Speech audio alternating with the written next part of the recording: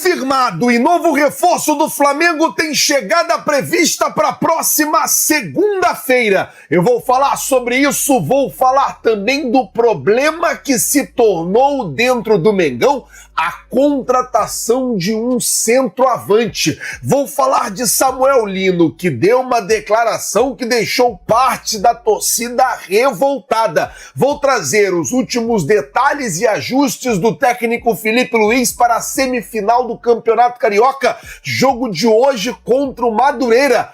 Eu vou deixar você por dentro de tudo que está rolando e acontecendo no clube mais querido e mais amado do Brasil e do mundo, o Clube de Regatas do Flamengo. Te amo, Mengão. Nosso amor.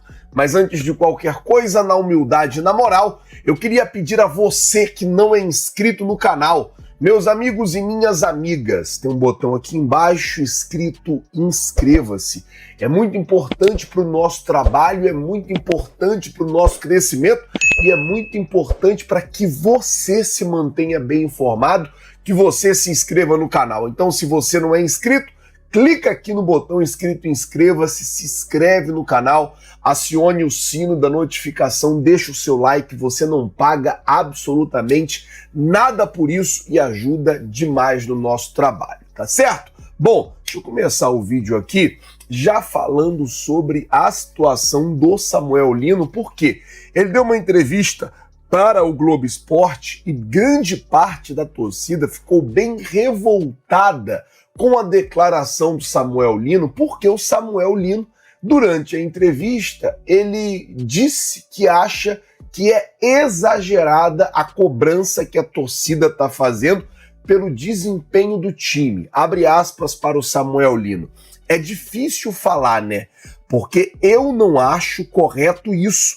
A gente vem de 2 títulos importantes para o clube. Eu acho que é uma cobrança, ao meu ponto de vista, exagerada. Mesmo tendo 2 títulos, existe uma cobrança excessiva. Samuel Lino, deixa eu falar uma coisa para você. O torcedor rubro-negro, você está chegando agora, você vai fazer 7 meses que está aí no Flamengo.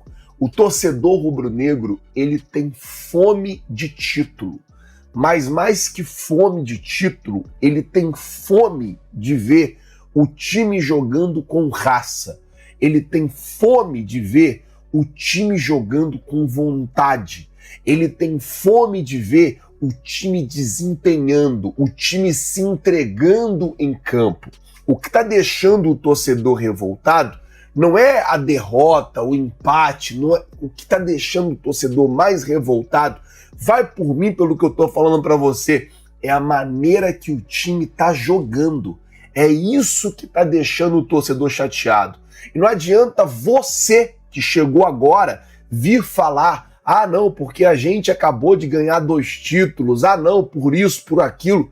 Não adianta você falar isso, porque o torcedor sempre vai ter razão. Ah, mas é o meu ponto de vista. Então pega o seu ponto de vista e guarda ele para você e dentro do campo corre, dentro do campo se entrega. Sabe por quê, Samuel Lino?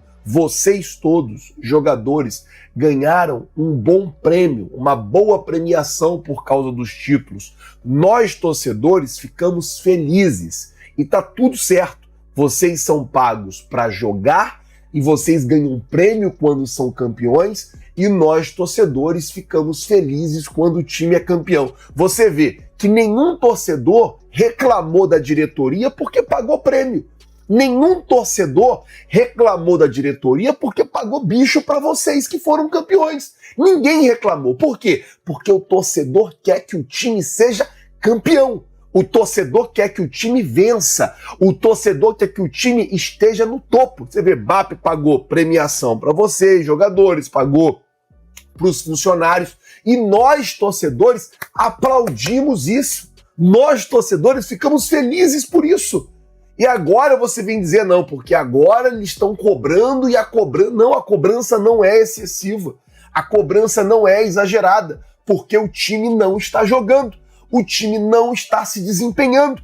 Poderia ter ganho 50 títulos no ano passado, que a cobrança não seria exagerada. E outra coisa, Outra coisa, o time perde o Mundial de Clube nos pênaltis e ninguém fala nada, porque cobrar um Mundial de Clubes contra um PSG, aí sim seria uma cobrança exagerada, mas perder da maneira que o time está perdendo, jogando da maneira que o time está jogando, é uma cobrança normal. Coloca isso na sua cabeça. Você joga no maior clube, você joga no maior clube do mundo, a maior torcida do mundo, e você já deveria estar acostumado com isso. De verdade. Bom, falar agora sobre a chegada de reforço que já está confirmada, antes de eu falar de um problema na contratação de um atacante. Deixa eu falar sobre a chegada do reforço que já está confirmada para a próxima segunda-feira. O que acontece é o seguinte, gente, o meio atacante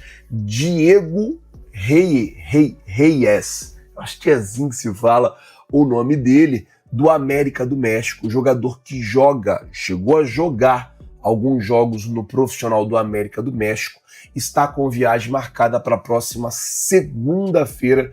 Ele chega para assinar o contrato de empréstimo de 1 ano com o Flamengo. O Flamengo está acertando essa contratação, ele vem por empréstimo com opção de compra. Então o Flamengo passa a ter aí uma opção para poder comprar ou não o jogador no fim, né, do contrato do empréstimo. Vamos ver como é que vai ficar essa situação. A imprensa mexicana já dá o negócio como fechado e a viagem como confirmada para a próxima segunda-feira. O jogador chegaria aqui no Rio de Janeiro para assinar contrato com o Mengão. Uma contratação muito esperada e muito comentada, principalmente fora do Brasil. Vale lembrar que a situação desse garoto é praticamente a mesma situação do garoto que fez o primeiro jogo no Flamengo, aí se destacou muito. O garoto era jogador do Avaí, né? Jogador do Avaí principal, veio para o Flamengo, está jogando no Sub-20, se destacou muito no jogo do Sub-20, no primeiro jogo na temporada, deu uma assistência e fez 2 gols, num jogo que o Flamengo ganhou de 6-4, então o garoto foi importantíssimo, e a situação desse garoto é muito parecida, que já joga no profissional, mas vai vir para o Flamengo para poder reforçar as categorias de base, fazer um pouquinho de base ali, e depois, quem sabe, o técnico Felipe Luiz passa a ter uma opção no time de cima. Bom, vamos mudar o assunto. Antes, o que acontece eu vejo algumas pessoas sempre comentando: Flazoeiro, nunca vem o atacante, nunca vem o centroavante, e isso e aquilo. Gente, vou explicar uma coisa. Eu estou aqui para manter vocês informados de todos os movimentos que o Flamengo faz. Então o Flamengo sondou um jogador, eu falo a informação.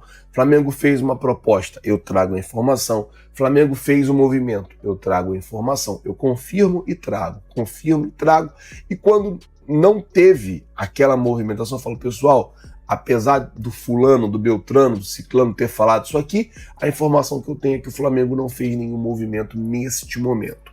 E aí o que acontece?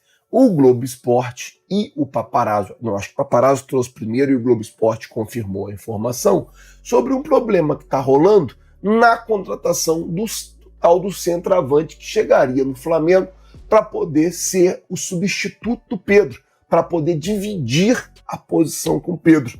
E o Flamengo, depois que gastou 42 milhões de reais de euros na contratação do Paquetá, acaba que está com caixa apertado.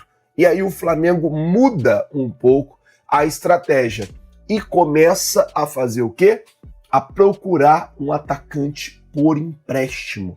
Então agora, neste momento, hoje é dia 22 de fevereiro, faltando aí pouco menos de 10 dias para o final, ou 10 dias exatos, faltando 10 dias exatos para o final da janela de transferência, o Flamengo hoje decidiu que a prioridade é um centroavante, porém que chegue por empréstimo, já que o Flamengo apertou bem o orçamento, esticou bem o orçamento pela contratação do Lucas Paquetá. Então a ideia do Flamengo neste momento é trazer um atacante, mas que venha por empréstimo, por conta desse caixa aí apertado devido à contratação do Lucas Paquetá.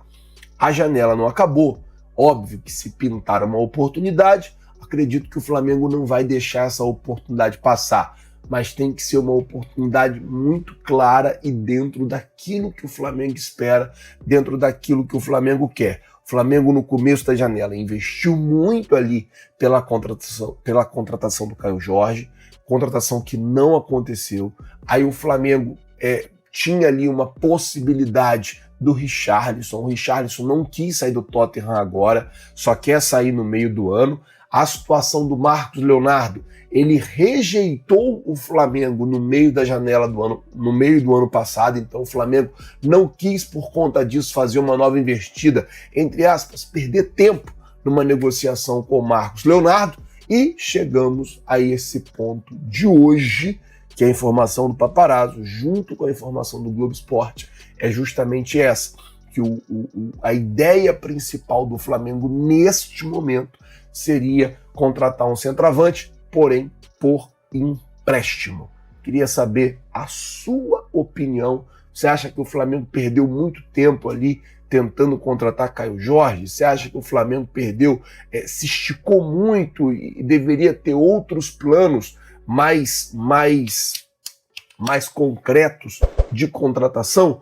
Coloca, por favor, nos comentários e aí eu vou falar mais uma vez. Precisava, neste momento, do trabalho do scout.